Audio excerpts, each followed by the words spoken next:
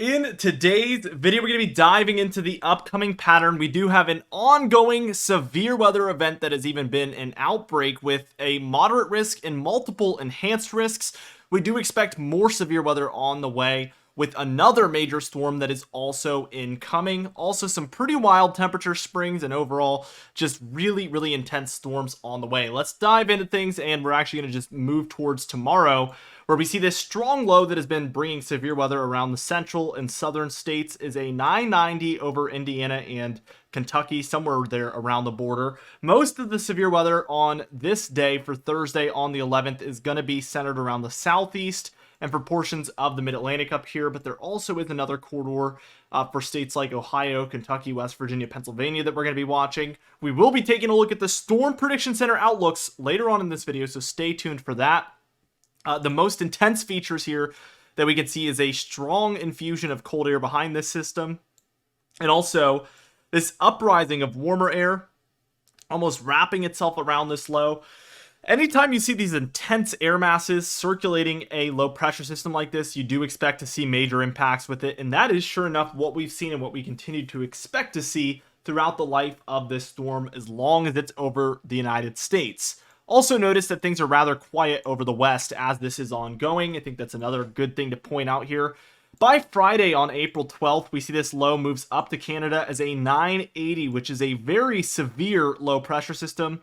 We're still going to have some thunderstorms and showers left over for the Ohio Valley, Mid-Atlantic, and the Northeast, so keep that in mind that this one is going to continue to bring impacts through the very early portion of this upcoming weekend.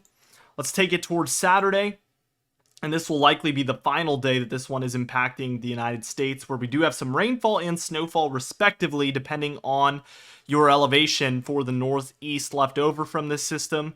Our next storm system is near California here, where we do have, again, kind of similar impacts to the Northeast here, respectively snow or rain, depending on your elevation. But this one looks to be our next impactful one. Meanwhile, I mean, colder air is spreading for the west. We still have some left over for the east, but a lot of the central states, especially by this point, and eventually it's going to spread eastward, we're seeing warmth build for a lot of the nation. By Sunday, we see this fully taking over and starting to impact the east a lot more, as the southeast and mid-Atlantic are now warming up significantly, but it's mainly the Rockies and the central states where I would say the most warmth is at compared to normal. Going to be this corridor here, where things are going to be very dry and very warm compared to normal. We still have some of that snowfall and rainfall left over for the western states there. By Monday, we're going to start to see even warmer temperatures in the east, where in some of the southeast and mid-Atlantic, we're expecting upper 80s and potentially 90s for some of these areas. Here in Virginia, we do have some days where we are expecting those types of temperatures. So not only for the very deep south, but moving halfway up the coast, we do see some of those hot temperatures beginning to move in. Obviously, as we head into May and June, this is going to become a lot more common, but this is rather early to be seeing those types of hot temperatures. I'm very excited for it, and I'm sure a lot of you are as well. We do have a 984 near northeastern Colorado. This is a relatively low precipitation storm at this point. We have some lighter rainfall and snowfall for the Four Corner states. Some isolated thunderstorms and showers popping up for the areas to the east of this low, but it's just getting started. Let's take it towards Tuesday, and we see it drops all the way down to a 979 to the southwest of Minneapolis there. And we are seeing a lot of precipitation now building in with this one. And we're going to be watching for potential severe weather along a lot of this. There is a particular day, and it's probably going to be the evening of Monday into Tuesday, where we see this low. I think this is a perfect frame to look at here, but 983 over Nebraska. And then we have this severe weather corridor in here for Texas, Oklahoma, and Kansas. We're going to need to take a look at the Storm Prediction Center at the end of this video to really break it down, but this could be a really high risk, and I don't mean literally a Storm Prediction Center high risk, but a higher end risk for severe weather. We're talking likely enhanced, moderate, or high risk. I don't think it's going to be a high risk, but you can't rule anything out. So something in the top 3 levels of severe weather. Trust me, we're not going to rant about those levels like we did in yesterday's video. If you want to see that, check that one out. But we talked about how messed up all of those names are and how it's just super misleading and unclear, especially to the public. All of us weather nerds, for those of you that also are like that, similar to me, We are all familiar with what all of those names mean: the marginal, slight, and enhanced, moderate, high. We know what that means, but the public, it's just super, super confusing, unfortunately. So check that video out if you want to hear more about it. By Tuesday, that risk will be diminished for those areas. I think that there is still some implications here on the southern end of this low that we'll need to watch for Tuesday on the 16th. And then for Wednesday here on the 17th, what we're seeing is this storm has now moved up into Canada, causing actually some pretty major snowfall up there. And now we have a 998 over Colorado, bringing heavy snowfall to Wyoming, Colorado, Utah, even into portions of South Dakota and Nebraska there. Some showery activity out east of there. Let's see if this one brings any severe weather implications with it.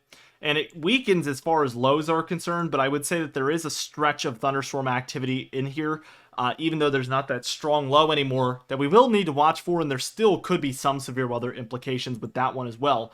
But look, we started to see things warm up in the east on Sunday, and they are still very warm all the way by Thursday into Friday, so this is going to be a pretty long stretch of hot or even very hot weather in some cases. And even by Saturday, we still see this warmth in the southeast is staying relatively dry, as most of our storms are moving kind of along this area, so not really hitting here. So expect some drier conditions for the southeast perhaps for next week. Let's take a look at the GFS model, see where we get agreement. We see storm number 1 move out. Storm number 2 develops. And we actually get a lot more of a look for severe weather here. Look at how heavy these storms are. And it's no surprise the Storm Prediction Center usually sticks with these American models a lot more than the European model. So the GFS model is showing a little bit higher of a risk of severe weather, I would say, for Texas, Oklahoma, and Kansas here. Higher precipitation, probably supercells in these areas for Texas, Oklahoma, and Kansas. I would say, if anything, the risk is pretty far west. And that could play a role. We could have a little bit less moisture to work with. The most of the warmth and humidity is going to be here to the east of that area. I would think that we would be seeing a worse threat if this was over, let's say, these areas, so just slightly east of where we're expecting it. But it still looks like a relatively high risk for severe weather. Again, that low kind of comes to an end, and then we begin to see some interesting things once we move beyond hours 240. We start to get more of these southeast storms, so they're kind of moving through a lot further south. Again, beforehand, we saw most of them taking this track here, so we'll call this track number 1. We're going to see a lot of that. But this GFS model shifts us into track number 2 down here, and these are going to feature smaller areas of potential severe weather, likely throughout the deeper south, into the southeast, and even the southern mid-Atlantic is what I'd call Virginia and North Carolina. But a little bit less impactful typically because of less areas being impacted overall. That storm moves through. And then we get a little bit of a shot of cold air, and that's going to be next Tuesday into Wednesday. Take that with a grain of salt. These models for a long time have been calling for these long-range cooldowns, and they typically don't pan out the same exact way that we see them in the long range. Not to say that it can't this time, but just keep that in mind. The total precipitation, a lot for the central and eastern states, particularly in the red, so you can find your location. That's where we're going to see pretty far above average precipitation if it verifies. So I see a stretch from Texas and Oklahoma through the Ohio Valley and into a bit of the Great Lakes and Northeast. Makes sense because that's storm track number 1. Again, we're seeing multiple storms take that track. And then we get kind of a couple of storms trying to move further south, storm track number 2, and we do get some activity in there now as well. So overall, this leads to the entirety of the east almost seeing above average or at least near normal precipitation. Total snowfall, a little bit for the mountainous northeast, but not a whole lot. We're talking maybe a dusting to a couple of inches, and that's going to be exclusive for areas definitely higher than where you live. So keep that in mind also. Out west, these mountains are going to continue to see snowfall for a few more weeks at least. Temperature pattern. We get this cool down this weekend, but really after that, we see this really severe heat build in. Look at how intense that is, and it just wants to stick around. That was Monday here, Tuesday, Wednesday, Thursday, Friday, and finally we're starting to see some cold air push in by this point, Friday into Saturday. And that might spell the end of this really, really warm period that we're going to be seeing. But really, this looks like it has more to work with than the cold air does, as we still have a lot of cold centered over the west. I don't think we're going to be seeing any sort of major shift towards cold weather in the east primarily. Anything's possible, and we will continue to track it, but that is my 2 cents as of now. Storm Prediction Center here, day 1 outlook. We're going to break it down. The light green is general thunderstorm risk. We don't expect severe weather in here, but these situations are tricky, so they do happen sometimes, so definitely still pay attention, but these aren't the areas that we're calling for severe weather to happen, these 3 lighter green areas. We have a smaller area of dark green, and that's going to be your marginal or level 1 risk. And we do expect isolated severe weather reports to come out of there potentially. Your yellow area is your slight risk or level 2, and we do expect isolated to scattered severe weather reports coming out of there. And then this orange area for the Florida Panhandle into the borders of Georgia and Alabama there, we have a enhanced level 3 risk where we expect things to start to become a little bit more widespread, stronger storms expected in there. So keep that in mind, and that only goes through this evening. For tomorrow, we have the lighter green area of general thunderstorms, the darker green area, which is encompassing a lot of the southeast, mid-Atlantic, some of the Ohio Valley as well there. We expect isolated severe weather reports coming out of there and likely some scattered about thunderstorms throughout that entire area. And then the yellow areas there where we have one over the Ohio Valley I was telling you guys about, and then one over the southeast there. That is your slight risk or level 2 areas where we do expect some more scattered about severe weather reports coming out of some clusters of severe storms in these 2 areas. Day 3 here, which is going to be for Friday on the 12th, we only have 2 general thunderstorm risk areas as of now. So again, no severe weather reports expected. However, typically on days like this, we will get 1 or 2 at least coming out of some areas, likely within the green areas. But I'll tell you this, even the white areas, I've seen severe weather reports come in before, and thunderstorms can happen outside of those areas. That's just where they think it's going to happen. It doesn't mean they don't think that there's going to be any outside of there, because it does happen. Keep that in mind. We only have 1 extended day outlook to take a look at here, and that is for Monday on the 15th. We saw it yesterday, but now not only do we have this yellow area, rather large for a lot of Texas, Oklahoma, Kansas, Nebraska, Iowa, Missouri, and Arkansas there, where we expect this to translate roughly to a slight risk area. We now have an orange area built in, which is kind of not very common. Honestly, we see a lot of times these yellow big areas turn into enhanced or moderate risks, including today on Wednesday where we did have a moderate risk.